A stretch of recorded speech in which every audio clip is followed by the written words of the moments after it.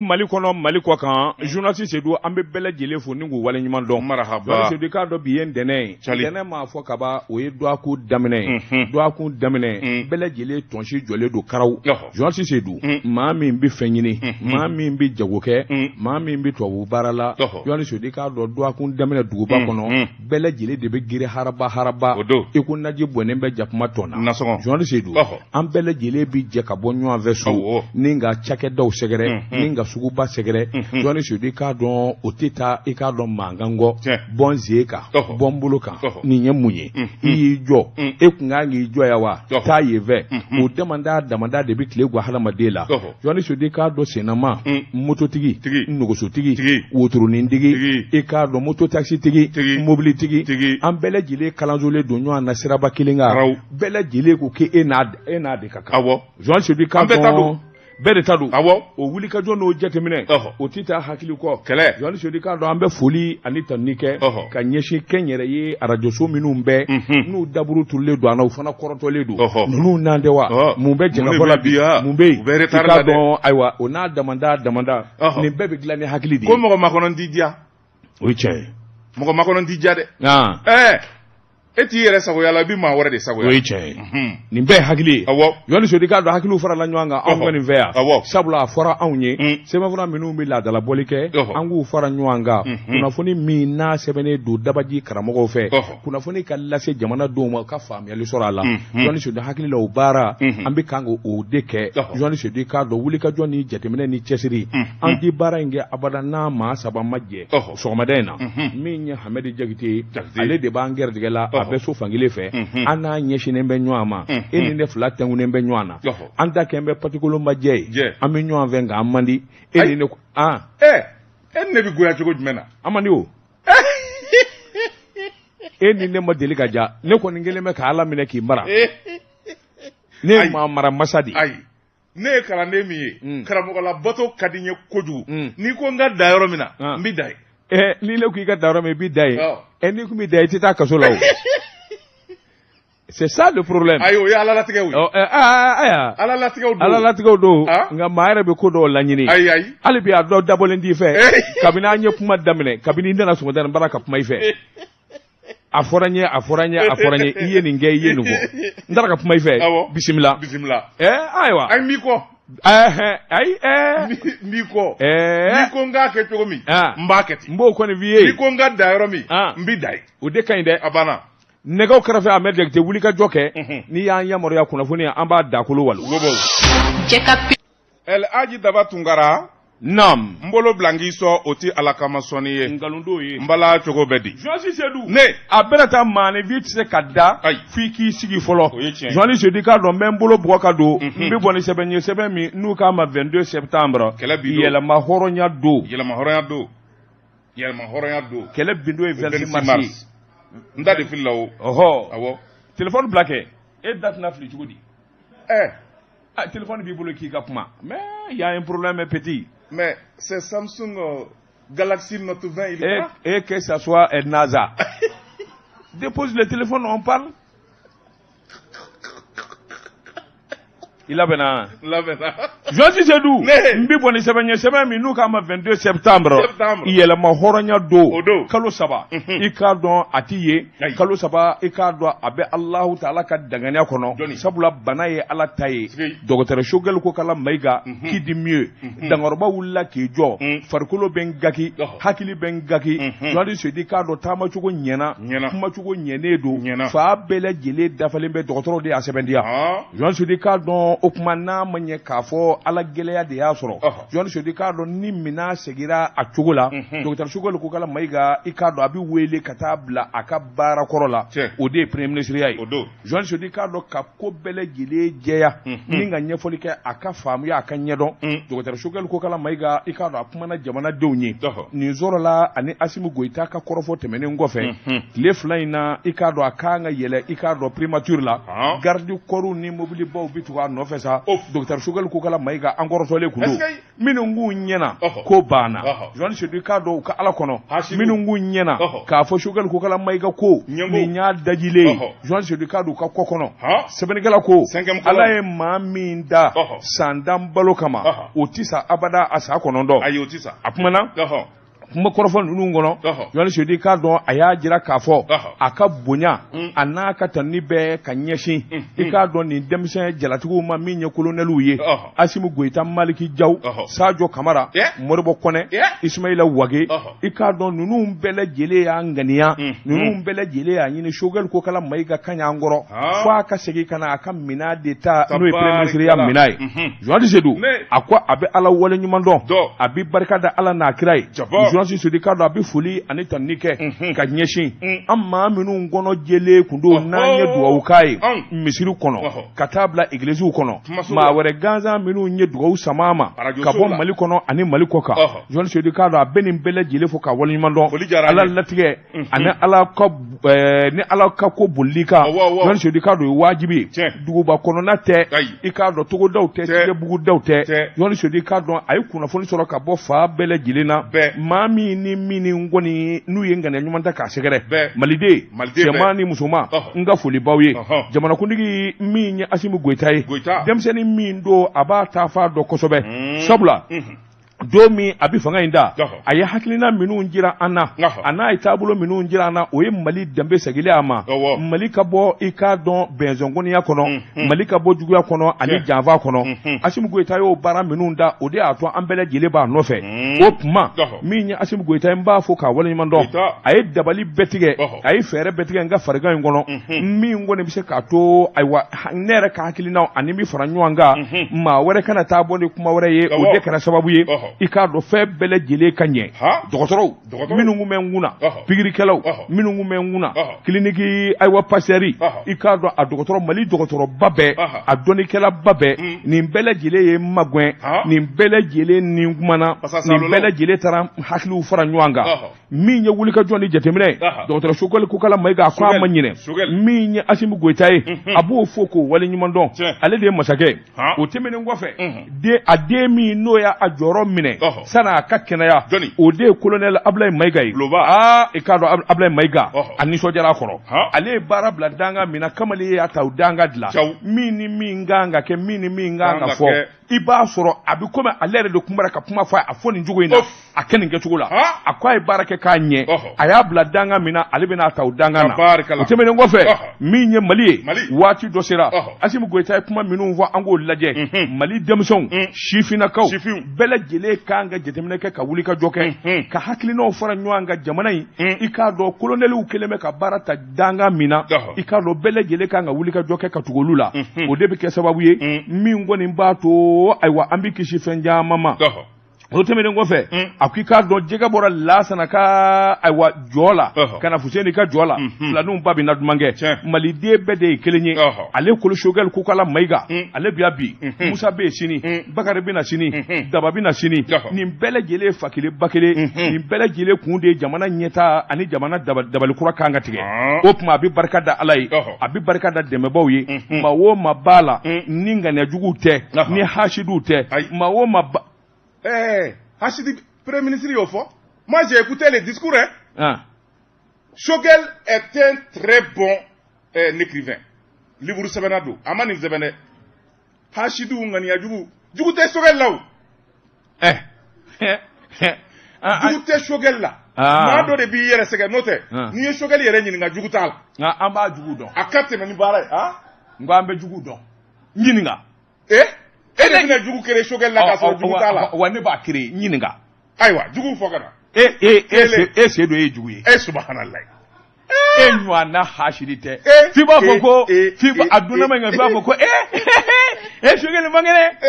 mangene akabla ne ko repos forcé boitabla awo boitabla boitabla bi boitabla sini ako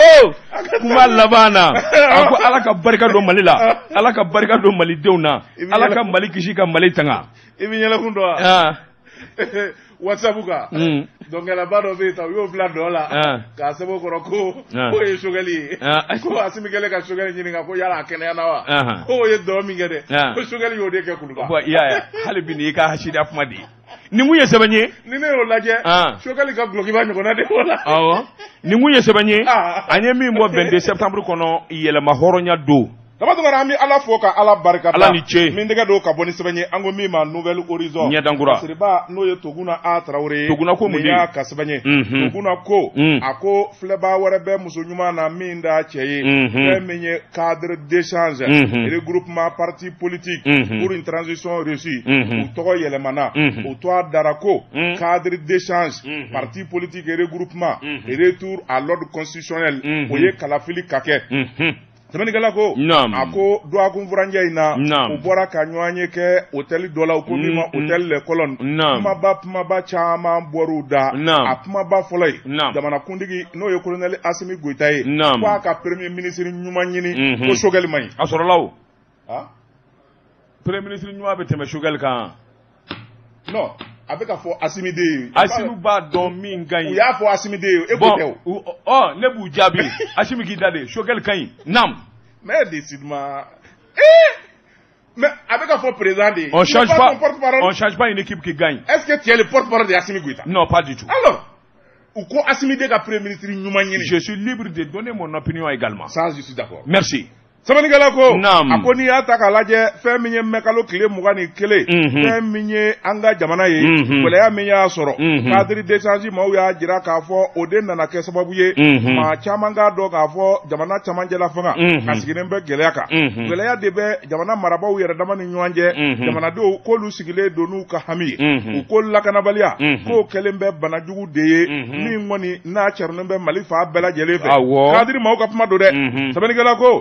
ko feminye Ibrahim Boubacar Keita fanga koro bile maw ko ni ata kalaje lakana balia kwa ye fa bela jele de soro ko Bamako ani kati yere minye fanga daga yoro de ko terosu tara katu nuda Assimi Goïta yere la tabani kala ko ko ate juguya ka temeninga jamana te goloba ka temeninga akono temena ka boy fenjama mbe o koni juguyalimbe feminye jamana dewnye dadunve o gwele yalimbe jamana kalango sigilemba sendega kangami kenaya tigilama u diminembe kiri tigala u diminembe jagoni soro bozoma u bela jele diminembe o benata Premier ministre mi no kero kila Assimi Goïta abala nembo odela kadiri ko wati do sirasa feminye Assimi Goïta ye aka donze yelema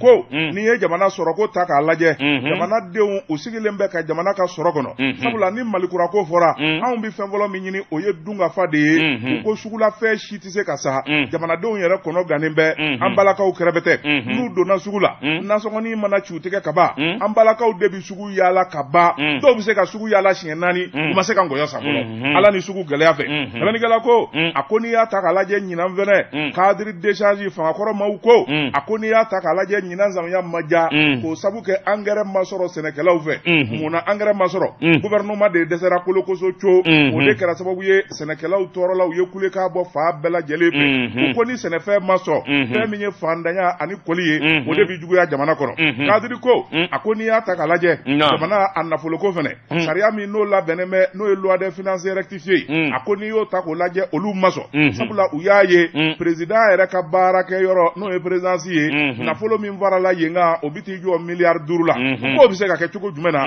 jamana kono jamana mi na kagwele ko no tamara ka we mali de njama mbe munu ngoni mbi minyini oye be anisiki ka foni koto nyu andalai cadre d'échange pour et retour à l'ordre constitutionnel olu ko bara bere make yeva felana be masabati ali sa malido ngo do ne be nyama kalafili kejogo uya jira ka fo chronogramme min bora olu nyete ta fam balawla sabula ali je kulu munun bora ko lu kasigi no ye EJE ani loi électorale ni fenja mangera olu yere mu yere yo kono sabula bela jele kera olu de koka uya jira ka fo fin minye transition akwa bina saria shumba yelema ako fin minye transition asigile mengloma minga oye sharti yere semelembe fin mina oye constitution nuku ube jamana saria shumba yere yelema okoro de ukwa semelembe yiriba min na u bɛ n'o kari k'o bin n'o kɛra u yɛrɛ bɛ yaara ni ka t'u kɛ dugu ma bi o tuma kadiri ko u bɛ min ɲini jamana marabaaw fɛ nin Zariya Sunba yɛlɛmali u k'a bolo ka ni k'a bila jamana kuntigi kura ye min n'o bɛna sigi u k'u jɔrɔlen bɛ jamanadenw sirannen bɛ ko bingani ani fɛn min ye maaw k'u minɛ k'u kiiri u ka hakilina kama politiki sira fɛ u k'u diminen bɛ o fɛnɛ na u ko jamana nafolo burujara jamana nafolo suyɛna a fɔra ko yuruguyurugu bɛna kɛlɛ Asimi Goyita y'o layidu di olu sigilen bɛ k'a lajɛ u ko fɛn min ye Bakari Togo la n'o ta bɔra la olu ma maa wɛrɛ ye min ye gwɛlɛya sɔrɔ yuruguyurugu kɛbaw la u ko fɛn min ye ko in ye a kɛlen bɛ wolomali ye kunnafonidi sira fɛ u k'u jɔrɔlen bɛ ko kunnafonidilaw kɔnɔ olu tɔɲɔlen bɛ a ko misali kɔrɔ o ye Joliba TV News o datuguli min kɛra kusa in na cadre d'échange maaw ko o fana ye gɛlɛya ye Mali dɛmɛbaw n'o ye partenaire technique et financier k'olu salayalen bɛ u bɛɛ lajɛlen kɛlen bɛ k'u bolo segin u kɔ Mali sigiɲɔgɔn minnu bɛ n'o y'an dafɛ jamanaw ye caman bɛ minnu kɔni kɛlen bɛ k'u kɔ don jamana ma o waati kelen Mali faamaw ye décision ta k'a fɔ ONG minnu bɛ n'olu bɛ jamana dɛmɛ Faransi ka sira fɛ k'u b'o bɛɛ lajɛlen gɛn ka bɔ yen cadre d'échange maaw ko olu kɔni gamana ganna yala transition in Asimi Goyita n'a ka maaw b'a fɛ ka taa n'a ye min o k'u bɛ min ɲini o de ye Asimi Goyita a ka sigi ka fɔ ba de kɛ sigi ka fɔ ba min bɛ kɛ sababu ye jamanadenw ka bɛn kelen ma baara o baara n'a b'a fɛ k'o kɛ o baara ka kɛ a ka gouvernement in ji ka premier ministre sigi min ye premier ministre ɲuman ye premier ministre min ni expérience ba b'a la min n'a tilennen don jamanadenw ni ɲɔgɔn cɛ a ti faji dɛmɛ gouvernement d'union nationale n'o ye da ka yɛlɛ bɛɛ ka don a k'o kɛ sigi ka fɔ ba ka kɛ jamanadenw ani syndicats ani gouvernement ni ɲɔgɔn cɛ min bɛ kɛ sababu ye bɛnkanw ni hakilinaw ka kɛ kelen ye commissariat ani polisiso ka cɛru jamana fan caman fɛ sabula lakana waralen bɛ fɔ ka taa fɔ ko a to ten kadiri maaw ka kuma don dɛ kunnafoni filɛ nin ye an ye min zalo ka bɔ nouvelle horizon kɔnɔ u ka bi bɔli la Jean Seydou n'i tɛ ko ɲɛ ka b'a fɔ kadiri an tɛ i bolo don sa on n'a pas demandé ton avis. Ah bon, d'accord. D'accord. Malido, c'est la démocratie. Eh bien sûr. Cɛ ka pep k'a ka feerefɛnw lakodɔn. Nɛgɛ kanɲɛ 12 sera Bamako. K'a fɔ jiginɛw ka bonyamasegi bɛ aw ye. Elayi Daba Tunkara. Naam. I bolo don. Joti Seydou ne bɛ n kele ku n bi bɔ ni sɛbɛn ye sɛbɛn min n'u k'a ma la sentinelle jɔyɔrɔ kelenw Jɔn Seydou k'a dɔn wulikajɔ bolo kan jateminɛ bolo kan a bɛɛ taa jateminɛ ani sɛgɛsɛgɛli i ma min fɔ bi kununko mɔɔ ni tɛmɛtɔ lajɛ janko n'i ye faama ye Bamakɔtigiw min ye Turelakaw ye Jɔn Seydou k'a dɔn san 7 u ka denkɛ min ye anw baarakɛɲɔgɔn ye i k'a dɔn Burama Ture a ye n dɛba Jɔn Seydou k'a dɔn awa u ye welewele dakɛ kuranɛ kala ani sarakati bɔkɛ ni ka ɲɛsi Burama Ture ma sɛbɛnnikɛla ko a ko a bɛɛ taa nin ye hakilina ye min kɔni n'a dulonnen don sabula maa bɛ se ka sarakati bɔ maa ye maa min b'a la k'a fɔ i t'a dɔn n'a salen don walima a balolen bɛ fɔ a turunnen don Jɔn Seydou k'a dɔn sɛbɛnnikɛla ko Turelakaw ka duba a ɲɛmaya bɛ maa min bolo bi o de ye Mahamadu Mahini Baco Ture ye Jɔn Seydou k'a dɔn a ye welewele dakɛ sabula i k'a dɔn ale bilala min nɔ na n'o ye Mahamadu Ture ye Jɔn Seydou k'a dɔn o kun y'a ɲini ka wuli ka jɔ kɛ ka jateminɛ kɛ fɛn bɛɛ lajɛlen ka kɛ u ka den a suko ka se ka dɔn n'a suko ma ye a kaburu ka se ka ye ni kaburu ma ye o kuma ɲɛnama ka sɔrɔ Jɔn Seydou k'a dɔn diinɛmɔw olu y'a jira k'a fɔ silamɛ diinɛ na san 4 ni maa tununa Jɔn Seydou k'a dɔn i bɛ se k'a fara banbatɔw kan o kuma muso bɛ se ka filiya don i k'a dɔn a tiɲɛ bɛ se ka tila Jɔn Seydou k'a dɔn a bɛ se ka wele ko su o ye diinɛ taasira ye san 7 maa min ma ye a kɔrɔfɔ ma mɛn Jɔn Seydou kuma wajibi don sa i k'a dɔn a wasangabo da ka sigi i k'a dɔn Burama Ture ye a ko n'i y'a ta k'a lajɛ nin kɛnɛ in kan Jɔn Seydou k'a dɔn a kɛra kuma caman ye ka sababu kɛ mun ye Jɔn Seydou n'i ye ko yɛrɛ ta k'u lajɛ Asimi Goyita i k'a dɔn u nisɔn Turelakaw nisɔngoyalen don a kɔrɔ dɔɔni sabula don min a ye fanga in da a delila ka taa bɔ Turelakaw la u ka du kɔnɔ o don y'a sɔrɔ u ka cɛkɔrɔba fɔlɔ in de bɛ o ma faatu a ye layidu di kɛ Burama Ture fabaw min y'a sɔrɔ an bɛ dabali bɛɛ lajɛlen tigɛ i k'a dɔn min bɛ se k'a to a ɲɛ bi dɔn a ka den kɔni kibaruya jɔnjɔn bi sɔrɔ a la n k'ale k'a y'o ye n b'o layidu d'a ma i k'a dɔn Turelakaw ka cɛkɔrɔba y'a jira k'a fɔ i k'a dɔn o don ni bi cɛ u bɛ ne ka san 1 san 2 bɔ i k'a dɔn ma ɲɛ foyi sɔrɔ ayiwa n k'i ɲininka Burama Ture kɛcogo la o de la u dimina u y'a jira kɛnɛ in kan sa k'a fɔ Asimi Goyita ye kuma min f'u ye a ye layidu min da u ye laju in ma t'i mɛn olu ka den o ma kibaruya sɔrɔ a la a kaburu ko ma mɛn a suko ma mɛn i k'a dɔn a sara nin yɔrɔ in na walima a su bɛ nin yɔrɔ la olu m'u ye o ma f'u ye o tuma olu sigilen bɛ ka jamanakuntigi la min ye Asimi Goyita ye n'a bɛ min kɛ a k'o kɛ sa tiɲɛ don i b'a ye k'a fɔ wulikajɔ bolo kan ani sɛgɛsɛgɛliw ani ko ɲɛdɔn kan i b'a ye k'a fɔ maa caman kɔni k'u minɛna ayiwa ani maa caman wulila ka t'o ɲininka Yohani Soyidi i b'a ye k'a fɔ DGSE i k'a dɔn o ɲɛma i k'a dɔn o yɛrɛ tɛgɛ dar'o kan waati la sɛbɛn dilanla fana k'a fɔ min ye Karimu Keyita ye n'o ye jamanakuntigi kɔrɔ denkɛ ye i k'a dɔn ale bara ka ɲini fa bɛɛ fɛ a bɛ wele ka na n'a ye Mali kɔnɔ k'a ɲininka o yɛrɛ k'i bɔ a la Ibrahima Ture i k'a dɔn maa minnu sera ka kunnafoni jɔnjɔnw di a lawale la olu caman minɛna ka t'u ɲininka i n'a fɔ Papa Mambi Keyita n'a ɲɔgɔnnaw Yohani Soyidi nka hali bi n'a ka bi a kuma jɔlen ma se ka sɔrɔ k'a fɔ bila hakini de ye kuma yɛrɛ tiɲɛ ye tarafatani ye nin ye o kɔni kelen bɛ ka Turelakaw sɛbɛkɔrɔ tɔɔrɔ Yohani Soyidi k'a dɔn n'a ma ɲɛ o kɔ o kuma diinɛ ye min kɔni wajibi y'u kan maa mana tunu san 4 elɛn i bɛ se k'o fara su kan o kuma olu ka sarakati bɔ n'u ka su kasi i k'a dɔn n'o kɛ nin kun ye sɛbɛn ye an ye min bɔ La Sentinelle kɔnɔ jɔyɔrɔ kɛlɛnw Tabatungara ne bin tɛgɛ don min bɔ ni sɛbɛn ye an ko min ma info matin sɔgɔmada la kunnafoni n'o ye Seku Ba ye nin y'a ka sɛbɛn Seku ko mu Seku Bako cɛ dɔ bɔlen bɛ musoko la nka a jɔlen bɛ ko kɔfɛ ayiwa a ko Allemagne ale kun ye ŋaniya jira k'a fɔ a bɛ minɛ bɛɛ lajɛlen cɛ ka bɔ Mali la sɛbɛnnikɛla ko taali ko tɛ Allemagne kɔnɔ a ko n'i y'a ta k'a lajɛ fɛn min ye Allemagne ye u ka kunnafoni di an'u ka diplomasi u ni jamana wɛrɛ cɛ kuma bɛ maa min bolo ni o ye Dietrich Paul ye Dietrich Paul ale y'a fɔ jumadon k'a fɔ Allemagne kɔni a ye ŋaniya siri k'a fɔ u bɛn'u saalo ka bɔ MINUSMA na nka n'i y'a ta k'a lajɛ san 10 baara tɛmɛnen kɔfɛ fɛn min ye Allemagne ye min ka d'u ye o de ye k'a fɔ halisa u ni Mali tigɛ ka to ɲɔgɔn bolo u ka jɛ ka baara kɛ u ka to yan sɛbɛnnikɛla ko Allemagne y'a jira k'a fɔ tiɲɛ don u bɛn'u sen bɔ MINUSMA na nka u bɛ dɛmɛ min da ka Mali sɛgɛrɛ u bɛna camanba de fara u kan sabula CFA wari miliyari 2000 Allemagne ko k'u bɛn'o de di Mali ma bisimila e nin faamu wa awɔ 2000 milliards de francs CFA ani i bɛ k'a ka sini ta wari kɛw ka kɛ kelen ye dɛ toi aussi tu n'oublies pas hein mais non je fais pas mais on te mena ça ça c'était la politique nous y avons ni dogo ye ko 2000 milliards ko sini o ne ni bamana ni ye ne ni bamana ye ɲɔgɔn a do u b'i ni kɛnɛ fa ye ani ala ka hinɛ bamanan na k'u bɛ ne kɔrɔmatigɛ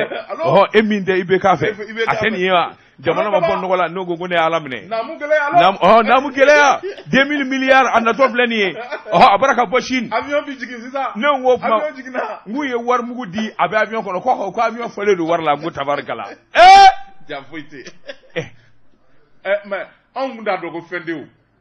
anw kɔni kun kɔnɔ sa avion belebeleba min jiginna a kukala bɛɛ fan bɛ wari la parce que vous connaissez pas la politique maa dɔ kɛ nin ko san 30 i bɛ baara kelen la i y'a dɔn k'an ka dɔɔnin don la sa u y'an gosi koyi ne y'a fɔ a ye n k'a ka co an ka wari in ye a bɛ girin na nkalon kan dɛ ko 10 000 milliards 10 000 milliards ne ko kuma an t'an ka na sanu tɔmɔ Bamakɔ yan naam sɛbɛnnikɛla ko a jo b'a la o tamati ɲinɛ ko ne dɔrɔmɛ mana ayiwa sen da in kɔni ayi Allemagne yɛrɛ de ye nin fɔ tabarikala maa m'a la k'olu yɛrɛ de bɛ k'a la kɛ ayiwa sɛbɛnnikɛla ko naam a ko fɛn min ye Dietrich Paul ye ni o ye Allemagne u ka diplomasi maa ye olu kɔni y'a jira k'a fɔ fɛn min kɔni ye MINUSMA ko in ye a kɛlen bɛ musokɔrɔnbogo ye n'i y'i sigi fɛn di la n'i wulila k'i jɔ a bɛ ba sara bɔ i la subhanalahi o tɛ npogo ye naam sɛbɛnnikɛla ko o kuma min ka kɛ ko Allemagne ma o de ye ka taa k'a sɔrɔ o ma bɔ i n'a fɔ Faransi ani fɛn min ye Suédois ye ani Danemark olu ta kɛra cogo min sɛbɛnnikɛla ko ni cɛkɔrɔba sɔmina ɲɛnamini ma a b'i sigi o tuma Allemagne kɔni y'a jira k'a fɔ olu kɔni bɛna wuli ka jɔ kɛ fɛn min ye février 2024 kalafili ni baara minnu kan ka kɛ ani CEDEAO ye laɲini minnu kɛ Mali fɛ u bɛna dɛmɛba de kɛ Mali ma min bɛ se k'a to Mali yɛrɛ ye layidu minnu da diɲɛ bunakun kan olu ka se ka timɛ ko n'i y'a ta k'a lajɛ u ye taabolo min ye Mali transition kɔrɔ galabu min bɛ Asimi Goyita la ka jamana bila sira ɲuman kan u y'a jira k'a fɔ o ka d'u ye kalafili o kɛcogo ɲuman u k'o ti sabati fɔ fɛn min ye lakana ye o ka sabati o tuma alimanw bɛna wuli ka jɔba de kɛ Mali bi dɛmɛ nafoloko la sira minnu fɛ u bɛn'o kɛ u y'a jira k'a fɔ MINUSMA san 10 kɔfɛ olu kɛlen ka baara k'a kɔnɔ u jigi t'a kan tuguni sabula u y'a dɔn k'a faamu k'a fɔ tanfa ani nafa tɛ MINUSMA na Sikuba ko a ko n'i ye nin kuma ninnu ta k'u da ɲɔgɔn kɛrɛfɛ i b'a ye k'a fɔ alimanw kɔni u jiginnen bɛ Faransi de la sabula diɲɛ yɛrɛ bunakun kan n'i ye Alimaɲi ni Faransi cɛ lajɛ a gɛlɛyalen bɛ bi fɔ ka taa fɔ k'a to ten o tuma n'a ma ɲɛ k'a fɔ Faransi kɛra terijugu ye a nɔfɛ taama bi kɔlɔlɔ lase maa ma karatɔ dun gulɔki 2 de b'a kana o tuma Alimaɲi bɛ fɛ k'i sen bɔ Faransi sen na min kana Asimi Goyita ka da kɔngɔ jɛlenya ni kilennenya kan Asimi a ye layidu 3 min fɔ n'o ye a ka kalikan 3 ye Mali ka yɛrɛma hɔrɔnya Mali ka intérêt ani malidenw mana fɔ i bi da yɔrɔ min i bi da ye n'o saba bonyana alimanw fɛ u bisimila tabarakala kunnafoni filɛ nin ye u bisimila an ye min zalo ka bɔ info matin kɔnɔ sɔgɔmada la kunnafoni Josi Seydou bi bɔ ni sɛbɛn ye sɛbɛn min n'u k'a ma le repère maa min ye sɛbɛnni in kɛ a tɔ de ko ayiwa Idirisa Mayiga Dirisa ko a ko Mali kɔnɔ i k'a dɔn cɛngana dɔ bɛ a ko a bɛna ciment usine dayɛlɛ Bema journaliste di k'a dɔn Douakou furancɛ in kɔnɔ Mali faamaw ani maa caman wɛrɛ olu bɛɛ lajɛlen kɔni taara y'a kɛnɛ ka Bema Sako holding nafolotigi in doigt de y'o ye journaliste di k'a dɔn ciment dilan usine i k'a dɔn a bɛ Ɲɔrɔ mara de la sɛbɛnnikɛla ko a birikiden fɔlɔ dali i k'a dɔn Mali faama caman kun dara a ko n'i ye ko in da k'a lajɛ ministre 3 Mali gouvernement k'a jira k'a fɔ ko in b'an sɛbɛ la a ka d'an ye ministre de l'énergie ministre de solidarité action humanitaire journaliste di k'a dɔn ka taa se min ye jago ministre ma ninnu bɛɛ lajɛlen dafalen kun b'a kɛnɛ kan dugu min n'u k'a ma ko Bema i k'a dɔn a dugu 26 a n'a commune rurale a maanifi bɛɛ lajɛlen bɔra jɛmakaw yɛrɛ bɔra ka se kɛnɛ kan ɲɔrɔkaw kun bɛ kɛnɛ kan a ko n'i ye wari bɔta jateminɛ a bɛ miliyari 400 ani 88 a fɔ miliyari 500 maa kelen b'o bɔ wa Jean Seydou i k'a dɔn usine i k'a dɔn tigi 2 t'a la maa kelen Sako holding sɛbɛnnikɛla ko a ko nin ko in i k'a dɔn a ka bon hakili ma nka n'i ye ko jateminɛ jamana in mɔgɔ bɛ ciment usine na kosɛbɛ a bɛna kɛ sababu ye ka baara caman de dilan i k'a dɔn janko ayiwa a bɛna dilan dugu min na yengaw a denmisɛnw ani dugu wɛrɛ maaw journaliste Seydou i k'a dɔn ninnu bɛɛ lajɛlen bɛna baara sɔrɔ kamalen min kɛra sababu ye ka nin baara in n'u don a tɔgɔ de ko Alhaji Mohamed Sakɔ i k'a dɔn awa jɛrɛjɛkulu min n'u k'a ma ko Sako holding i k'a dɔn o ɲɛmaaba don journaliste Seydou Ciment Sahel Mali SA a ko i k'a dɔn Bema sugandila a fɛ a yɛrɛ ye yenga ye journaliste Seydou i k'a dɔn miliyari 500 i k'a dɔn k'o bɔ k'o don ayiwa usine na sɛbɛnnikɛla ko nin bɛɛ lajɛlen hakili ɲuman ye bɛmakaw kɔni u ta kɔni kɛra hɛrɛmugu da ye Ɲɔrɔ ani ayiwa i k'a dɔn ayiwa Jɛma ani Ɲɔrɔ sira dilanlen kɔfɛ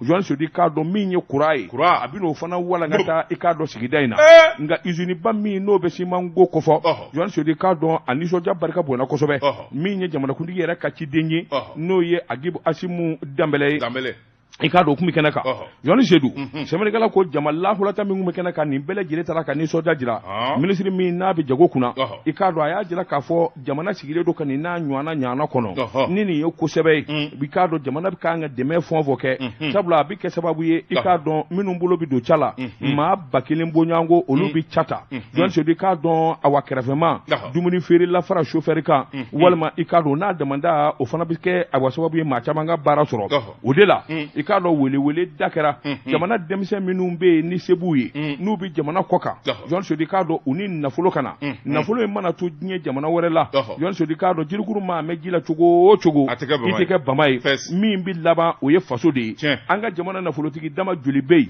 u ye min ka nafolo tiɲɛ k'a to diɲɛ fan wɛrɛ fɛ journaliste Seydou i k'a dɔn o kuma segin kɔ kuma o selen don u y'a jira sa k'a fɔ usine ciment usine journaliste Seydou i k'a dɔn k'a daminɛ janvier kalo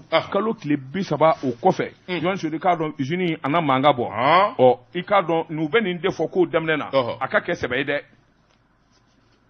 e ko jɔnni Sakɔba ko Sako holding Sakɔ qui a 500 milliards dabato dɔn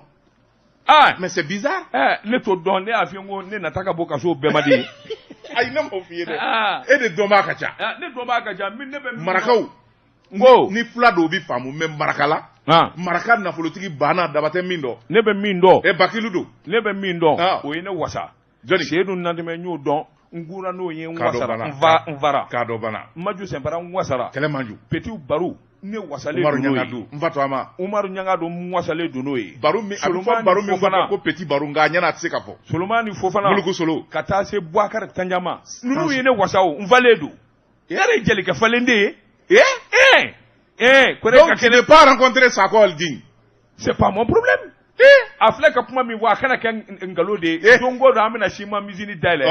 Flami ndel la o desele do angora hali ba amita shima sa Abidjan. Mais non. Il est temps qu'on se dise certaines vérités. Akana kia popa poli. Ay ni ndai sebe kwe. Ala makera. Ami. Ni wuye sebanye anyemi nzalo ninga bo le repère kono akabi bolla. Dama tungana nebi ntege do mi boni sebenye ango mi ma indépendant kanabla Yusufu Kamara niya ka sebenye Yusufu Kamara ko ako feminye chambre de commerce et d'industrie a président noye Yusufu Bachili aye gwele ya soro femi ngoni kasola doye ala ye oda bogola atalembe o bara ina sebenye gela ko opma ni Yusufu Bachili te chambre de commerce et d'industrie a bara to bina ke chugo jumena alangolo bitowa sebenye gela ko akoni ya takalaje feminye dagarandile ye olu ya jira ka fo ma min bise ka bla nona blala sani wati che no ye interimu ye o bise ka ke chambre de commerce yere 5e vice président ye Boubacar Tanja sabani kala ko akoni ya takalaje Boubacar Tanja ale soro bosomba ye jako kebado akoni ya takalaje feminye juraw ye maba fara mangani ka bela jele dalimbala o sababu yake feminye ko nye aya salo China aya mi bomojila ka salo singila akoni ya takalaje Boubacar Tanja akoni ya takalaje ayere wuli ka joke amaseme mana wuli ka joke femenye juraya ye ka yanga anga jamana konnana benigala ko import export no fora jurama kaba o kore ka fo baro bonyana o dronde industriel o kore ko izintigi odo import export et industriel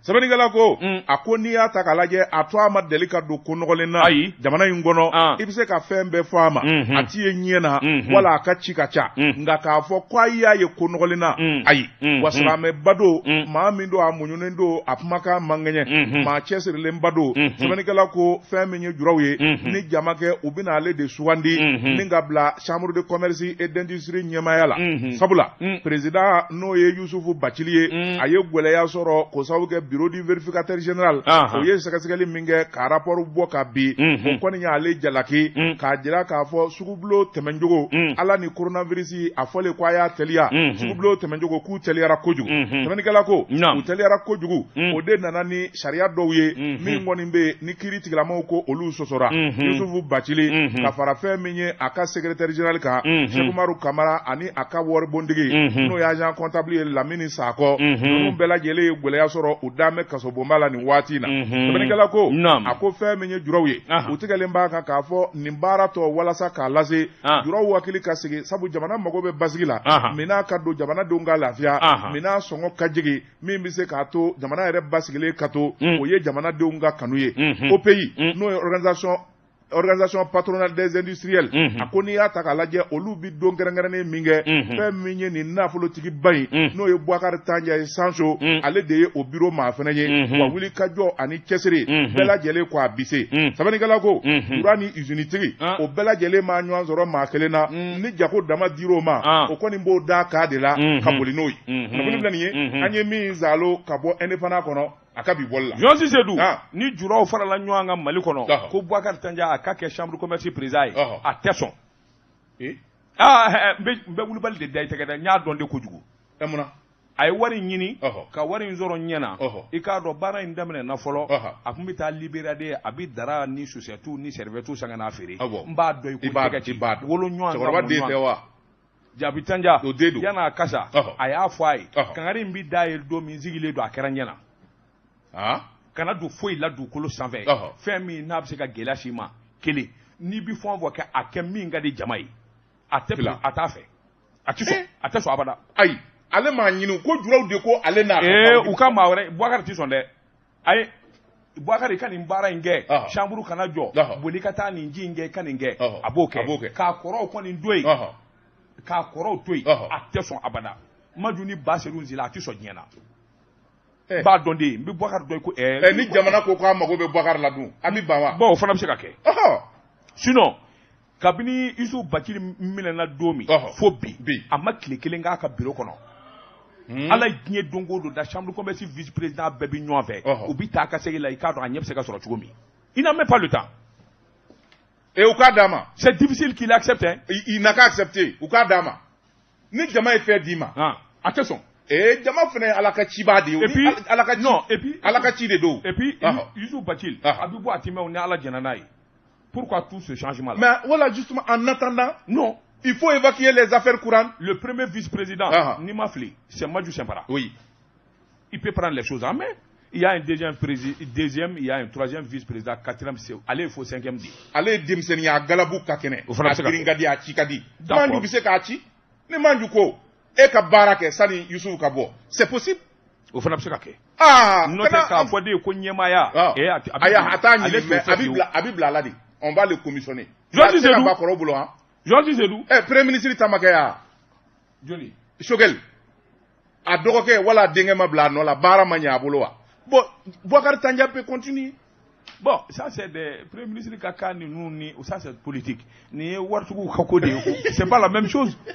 Hein? C'est pas la même chose. Kokelende. Il faut nga Tekoima premier mi. Anga Soraka Sekana. Tezara wa Tekoima. Abekili. Oh. Check up pip. Ela itaba tungara namu bala chogo bedi Josi Zedou mengeleku ado mbi boni sebe mi nuka ma info noblesse yoni se di ka do kele to akadi ni kele re kele ma ke ma de bisa la kele kewo ke ni be se ba ya soro o de kadi eske mi nye mali soro la sukulu yi yoni se di ka don ai wa anga ni njamana yi u ba fa ka ke mi nye atiko ye abada sabula mi nye wuli ka joni jetemene kele bulu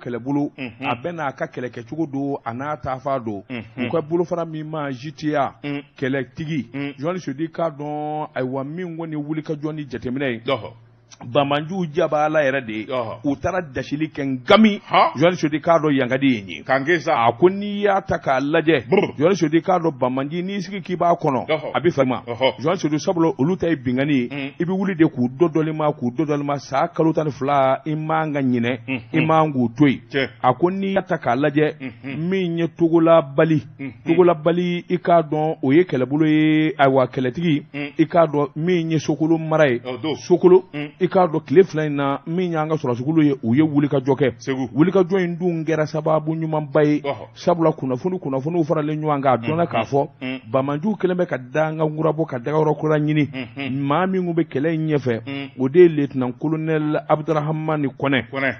u ye jateminɛ kɛ min ye wulikajɔ ye ka taa ninnu dɛrɛ u jabala la u kɛlen bɛ ka labɛnjugu kɛ u kɛlen bɛ ka kɛlɛkura wuli sabula u b'a fɛ ka na tiɲɛniba de kɛ i k'a dɔn ayiwa min ye ɲɔnɔ mara ye sɛbɛnnikɛla ko sɔrɔsiw kɔni nana tasuma kan bɛ da u tɛgɛ ten ngami o yɔrɔ bɛɛ min ye cɛ 6 ye Bamanju u y'o ni kɛnɛ karaba moto 5 u y'o minɛ mobili 1 fana minɛ n'u na Joël Sodi k'a dɔn ayiwa kɛlɛkɛ marifa ko min ma to kana arme de guerre u y'o caman de minɛ dando la an ka sɔrɔsiw i k'a dɔn u kun ye bingani Bamanju kun ye bingani dɔ kɛ an ka sɔrɔsiw ka waati la k'u ka mobili dɔ suɲɛ o mobili kelen yɛrɛ de darakiliw la sɛbɛnnikɛla ko a ko n'i ye kota k'a lajɛ kɛlɛkɛ marifa min minɛ n'u na min ye Abdurahamani Kone colonel Abdurahamani Kone ka kuma ye a k'i b'a ye k'a fɔ a nafa ka bon kosɛbɛ sabula nin bɛ kɛ sababu ye hali bi n'a ka bi i k'a dɔn an ka sɔrɔsiw jɔyɔrɔ a n'u ka hakilina ka fa kosɛbɛ nin bɛ kɛ sababu ye i k'a dɔn Bamanji o yɔrɔ ka janya dɔ ka b'u la sabula fali o fali min bara ka daw kan nin bɛɛ bɛ kɛ sababu ye min b'a to u jigi bi waaru nin kun ye sɛbɛn ye an ye min bɔ info noblesse kɔnɔ a ka bi bɔli la Dabatu ngana ne bin tɛgɛ don ni bɔnni sɛbɛn ye an ko min ma indicateur du renouveau fasiriba n'o ye Adama Jabate n y'a ka sɛbɛn ye Sangoyi Adama Jabate ko min kɛ cogo man ɲa o lagali cogo tɛ ɲɛ a ko an ka taa Kati o cercle commune 37 o n'a société civile o faralen bɛ ɲɔgɔn kan fɛn min ye maire damadɔ ye ni ka olu ka taalen ɲini a maire fɔlɔ min n'u b'a ɲini k'a fɔ jamana ɲɛmaaw ko wuli ka bɔ yen ka fɛn min kɔni ye jɛkulu kura baarabulaw nɔ la ko min ma collège transitoire o de ye Kati yɛrɛ maire ba ye sɛbɛnnikɛla ko a ko société civile a ɲɛmaaya tun bɛ maa min bolo n'o ye kuma in ye o de ye Sidi Ba ye Sidi Ba juma tɛmɛnen ale ni fɛn min ye Kati a commune 37 a dugutigi caman bɛ minnu kɔni ye ɲɔgɔn sɔrɔ Kati min ka taa sigi kɛ ko o dusukun kasayalen bɛ k'o sababuya kɛ fɛn min ye dugukolo ndaraki a ɲɔ min ɲɛlen bɛ Kati mairie yɛrɛ la ani Kati yɛrɛ a fan caman na commune maires fɛ u y'a jira k'a fɔ a ti bɛn u ma bi a ti bɛn u ma sini u ko fɛn min ye hectare ba caman o den dara kelen bɛ maires fɛ sabula Kati ni Bamako donnen bɛ ɲɔgɔn na a kelen bɛ duguba yɛrɛ de ye sabula fɛn min ye yɔrɔ ko ani dugukolo ko haraba bɛɛ lajɛlen wulilen bɛ fɔ n da sɔrɔ nka n'i y'a ta k'a lajɛ fɛn min ye Kati yɛrɛ mairie ye yen kɔni de y'a bɛɛ lajɛlen ɲagami yɔrɔ ye o tuma fɛn min kɔni ye délégation spéciale u b'a fɛ u ka sigi Kati mairie kɔnɔna na sabula yuruku a fɛrɛ de ye Kati mairie ye ni Kati mairie ye min kɛ fɛn maire misɛnnin tɔ minnu olu bɛɛ b'u tulo gɛlɛya k'a fɔ b'o ɲɔgɔnna wɛrɛ kɛ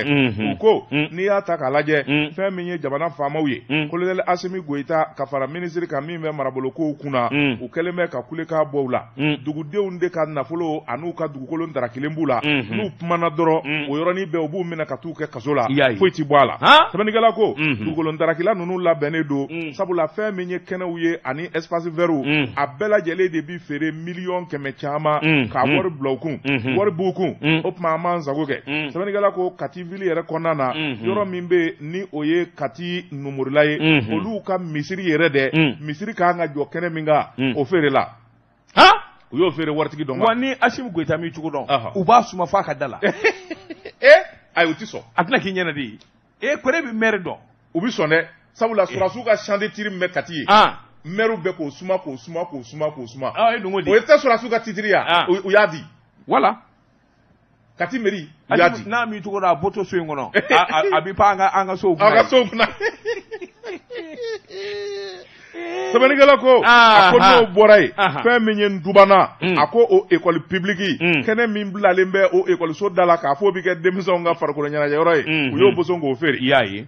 sɛbɛnnikɛla ko terrain dɔ bɛ yen o ye hectare 4 ye o bɛ Sirakɔrɔ Ɲare o ndarakira o tigi la o ye Maki Baro tɔgɔ dɔ ta ye o kɔfɛ fɛn min ye hectare 400 ye Sirakɔrɔ Ɲare o ndarakilen bɛ dugu la sabula fɛn min ye mairie yɛrɛ ani Jalakɔrɔ ji olu bɛ ɲɔgɔn na samasamali la o la hectare 443 wɛrɛ bɛ yen Ndubana o feerela fɛn min ye mairie fɛ ani fɛn min ye administration baarakɛlaw fɛ Adi Ɲagandu ma Adi Ɲagandu ani Amadi Kindi Bacili kabini ye girina ka nin sɛbɛn da i bara k'a dogo ne na ne y'a dɔn k'a fɔ ne ka mɔɔw tɔgɔ b'a la Seydou i tɛ hɔrɔn ye koyi i tora la bi ayi foyi e m'a fɔ k'a feere l'u ma a feere l'u ma ni k'i bɛ min feere maa ma a ma ban u y'a sa u ma ŋanamu kɛ ayi u y'a sa l'u ma kalas mais dugumaw de k'u ma sɔn an ka mɔɔw ma sɔn sɛbɛnnikɛla ko o dɔrɔn tɛ hectare 364 fana fiyɛ kura o ndarakira maa dɔ fɛ n'o ye Dawuda Kulubali ye dugu yɛrɛ kuru ale taara dugu bɛɛ de sa hectare 364 n'i y'o bɔ Togoda dugukolo la a tɔ bɛ wa Joël Sédou je te demande honnêtement ne bɛ se ka wuli ka bɔ Bamakɔ ka taa Basabugu Joël Sédou k'a dɔn hectare 60 hectare 100 k'a suma kɛnzi k'a kan n'i y'a kan di kunci merci n'i y'a kelen maa ma fɛ i b'a sɔrɔ walima i dɔgɔnin dɔ bɛ janfa la a ɲɛ de bɛna f'i ye o non dafe dugu ninnu quoi c'est-à-dire dugulamɔɔw yɛrɛ de ka problème ka ca duguden kangana dɔ bɛ se ka taa bɔ ten dugutigi kɔfɛ walima fɛn dɔ kɔfɛ ka se ka taa yɔrɔ fɛ gɛlɛya de b'a kɛ sa ni gɛlɛya bɛ yen alors samiya mana se yɔrɔ dɔ la wala ni gɛlɛya bɛ yen n'i ye dɔɔnin di ni dugutigi denkɛ wala dugutigi ka conseil taara yɔrɔ den ma ni gɛlɛya kɔni n'o tɛmɛna an hakili b'i ye k'a fɔ an filila bon n'i filila ne dun b'a dɔn a bɛ min ɲɛ ne ye sinikɛnɛ ne bɛ sɔn wa e ye ne ka wari dun ka ban a ka gɛlɛn dafe dugu bɛɛ lajɛlen ka dugukolo ko de barika bonyana ka tɛmɛ fɛn bɛɛ kan gɛlɛya bɛɛ b'a feere n'a kɛra gɛlɛya min ye gɛlɛya don ala fandanya de malo ka dɔgɔ ni fandanya malo ka dɔgɔ n'i kɛra dugukolo dan ye kun i yɛrɛ faso la sɛbɛnnikɛla ko a ko n'i y'a ta k'a lajɛ fɛn min ye fanafiyɛkɔrɔta ye maa min b'o janfa la dugudenw tɛ dɛ o ye Kambila mɛri yɛrɛ de ye ale de b'o janfa la Yelekebugu fɛnɛ hectare 150 o fɛnɛ dara kelen bɛɛ Yelekebugu mɛri bɛ o janfa la sɛbɛnnikɛla ko fɛn min ye yɔrɔ caman ye ka Kati lamini nin n'a damanda gɛlɛyaw de bɛ Sidiba n'o ye société civile maa ye Kati u k'u bɛ Asimi Goyita fɛ u bi transition dɛmɛ nka u ka dugukolo darakili u k'u ti diɲɛ n'a ye u ti diɲɛ n'a ye espace vert minnu bɛ yen ni mairie bɛ ka papier b'u la k'u feere nafolobatigiw ma u bɛ ka sangaso jɔ a la wala i ka terrain-ngolo bilalen i bɛ bɔ min kalama u ye retrait k'a kan voilà c'est ça n'i ka terrain n'a ye san saba sɔrɔ e bɛ ka maɲumako la i bɛ wari ɲini na i bɛ bɔ min kalama u taara ko retrait b'a kan bon dugudenw ni maire ka janfa don dɛ dugudenw ni maire ka janfa don dɛ o tuma Kangarida ka fisa wuli ka bɔ ndɔ a kan ye Kangarida ka kɔrɔ ni kɛlɛ u bi kangari da jamana ɲɛmaaw ye maa minnu bɛ nin ko in na u ka fu siri a dan na n'u ma fu siri a dan na Kati va faire peur à Bamako Kati ne ferait plus peur à Bamako wa n'u k'u b'a feere an b'a san fo dugutigi ka Guakɔrɔ n'a y'a san an b'a ti ko ti bɔ a la non il faut sensibiliser an fa dugukolo de don an fa dugukolo a ye mɔgɔw sensibiliser a ka dugudenw sensibiliser a ye kuma f'u ye dugukolo feere a laban ye yɛrɛ feere de ye Joasi Sedou maa si se ka bɔ fan wɛrɛ fɛ ka t'i fa dugukolo ka a melenge k'a san ko a ta don n'a yɛrɛ ye ten duden dɔ ma janfa n'a yɛrɛ ye ten a ti sɔn mais justement o ye tiɲɛ o kɛlen ye tiɲɛ dafɛdugu in bɛɛ donnen bɛ dugukolo feere la parce que a wari ka teli i bɛ mugu sɔrɔ n'i dun y'a sɔrɔ a wari tɛ foyi ɲɛ i b'a dun k'a ban ka tila ka na nimisa dugukolo nɔfɛ wa an nimisalen dɔ bi u k'an ka dugukolo segin an ma mun ka wari dun minnu ka wari bɔ a la e y'a fɔ k'olu tɛ kodɔn de ye n ko e bɛ a feere u ma u b'a sɛbɛn bɛɛ ɲini k'a ban ka titiri bɔ a la e bɛ mun kɛ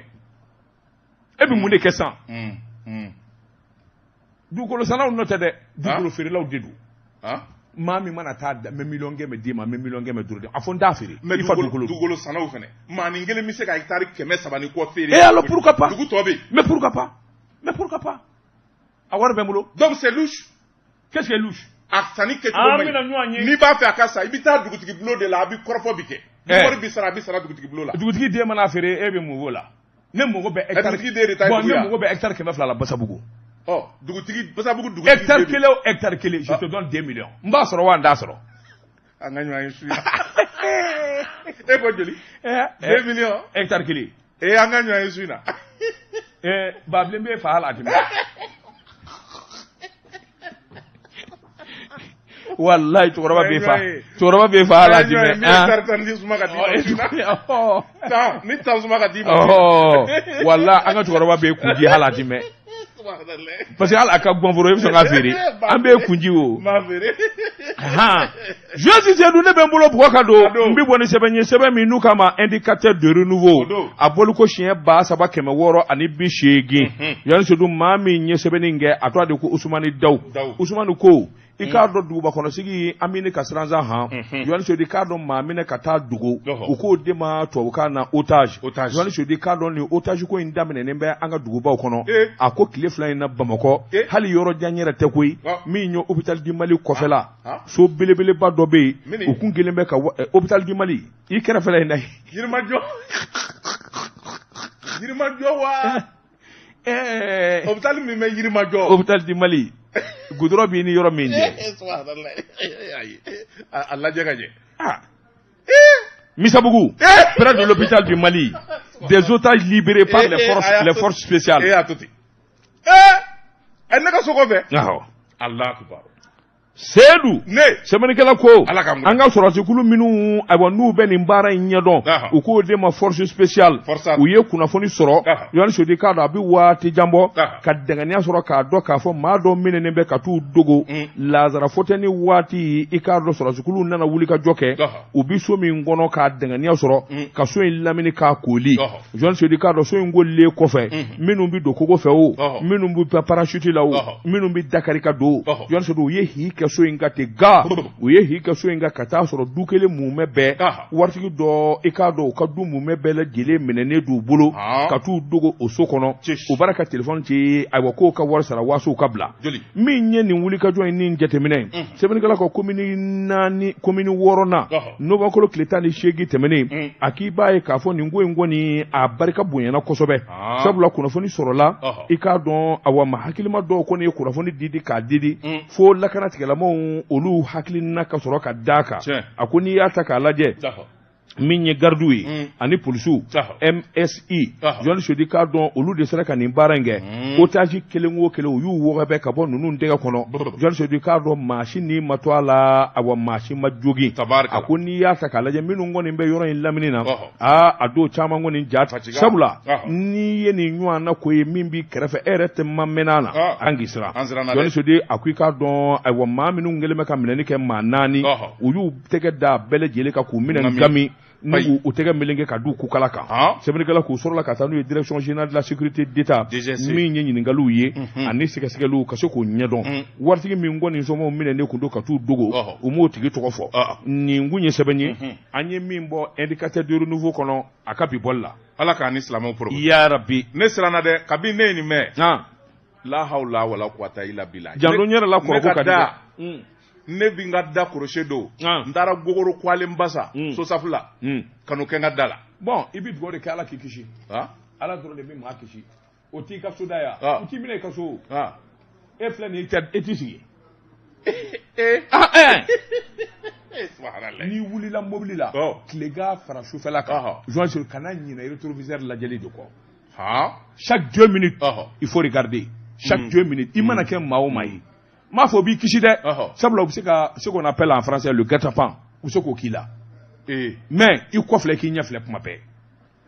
et puis évite de te promener seul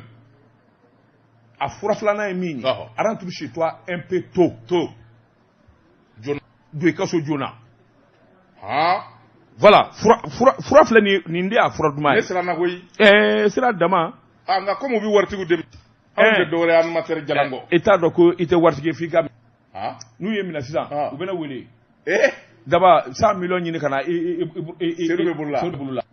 i y'a dɔn ne na taa wari ɲini a tɛ ne bolo ne kɔni n'a ɲini e b'a ɲini voilà donc y a tout ala k'an ni sila kisi k'an kisi n ko n t'a dɔn b'i ye ka nin f'i ye e ka électricien min bɛ n ka so kɔ don dɔ la ne bɛ bɔ arajo la yan kɛ n kun dan bɛ taa n ka so ja ne bɛ wuli ale jɔ ale ko k'a taatɔ filɛ ko daba taatɔ filɛ a y'i fiyɛ ne nɔfɛ ale ye kɔrɔfɛma de ye a ye wo ye ko Abdou a tɔgɔ de ko Abdou kumaba kwalen den jalamugu bɛ to ka k'a kan na wa moto belebeleba in ne b'ale bɔ a kelen bɛ ka jalamugu in minɛ a bɛ ne kɔ motariba in ne bɛ n kɔfilɛ ne ɲɛ b'a la yɔrɔ rétroviseur la a bɛ na ne ko ni sɛbɛ bɛ na dɛ